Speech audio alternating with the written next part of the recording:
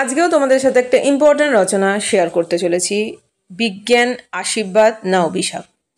আমার চ্যানেলে অনেক রচনার ভিডিও আছে, তোমরা যারা আমার ভিডিও দেখো রেগুলার তারা জানো, তো প্লে লিস্ট করে দেওয়া আছে, সেখান থেকে দেখে নিতে পারো। ভূমিকা লিখেছি দেখো, আজকের যুগ বিজ্ঞান ও প্রযুক্তির যুগ। জীবনের প্রতিটি ক্ষেত্রে বিজ্ঞান তার বিস্ময়কর প্রভাব ফেলেছে। মানুষের জীবনযাত্রা, চিন্তাধারা, যোগাযোগ ব্যবস্থা, চিকিৎসা, শিক্ষা, এমনকি বিনোদনের জগৎ পর্যন্ত বিজ্ঞানের ছোঁয়া। তবে প্রশ্ন ওঠে, এই বিজ্ঞান কি আমাদের জীবনের জন্য আশীর্বাদ নাকি অভিশাপ? তারপরে দেখো কি লিখেছি, বিজ্ঞানের আশীর্বাদ। বিজ্ঞানের আশীর্বাদ অপরিসীম। মানুষ একসময় যেসব কল্পনার জগতে বাস করত, আজ সেগুলো বাস্তবে পরিণত হয়েছে বিজ্ঞানের কল্যাণে।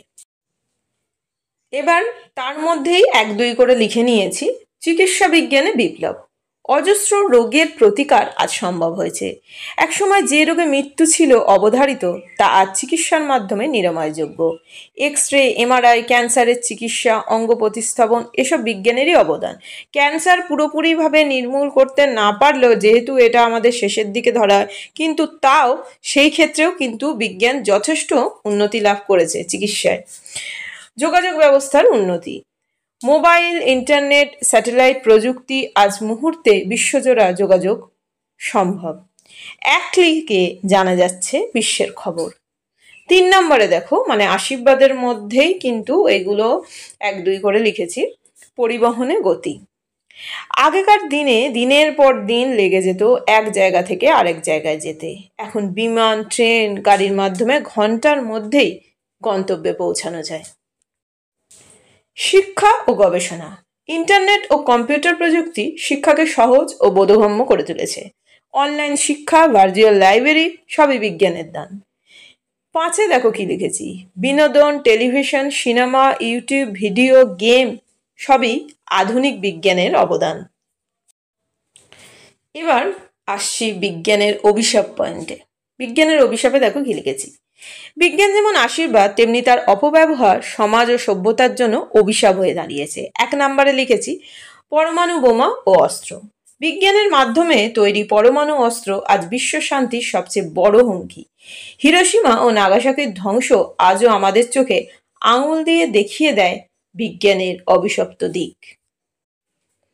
2 লিখেছি পরিবেশ দূষণ। কলকারখানা, যানবাহন, প্লাস্টিক, এসব বিজ্ঞানের সৃষ্টি হলেও এগুলো পরিবেশকে মারাত্মকভাবে দূষিত করছে। মানে কলকারখানা, মানে কলকারখানার যে ধোঁয়া, যানবাহন, যে যানবাহন চলছে সেটা তো আমাদের পক্ষে ভালো, কিন্তু তার থেকে যে ধোঁয়া নির্গত হচ্ছে সেইগুলো প্লাস্টিক, এইগুলোকে বলা হচ্ছে। তো তোমরা পারলে ওখানটা তোমরা মেনশনও করে দিতে পারো। 3 নম্বর দেখো, মানবিক মূল্যবোধের অবক্ষয়। প্রযুক্তির অতিরিক্ত ব্যবহারে মানুষ আজ যন্ত্র নির্ভর। আত্মিক সম্পর্কের পরিবর্তে মানুষ আজ ভার্চুয়াল জগতে বসবাস করে, ফলে সামাজিক ও পারিবারিক বন্ধন দুর্বল হয়ে পড়েছে। 4 নম্বর, বেকারত্ব ও যন্ত্র নির্ভরতা। মেশিনের কাজের কারণে অনেক শ্রমিক কাজ হারাচ্ছে।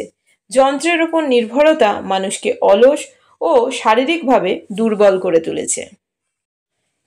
তারপরে দেখো উপসংহার, বিজ্ঞান নিজে আশীর্বাদ না অভিশাপ তা নির্ভর করে আমাদের ব্যবহার ও মানসিকতার উপর।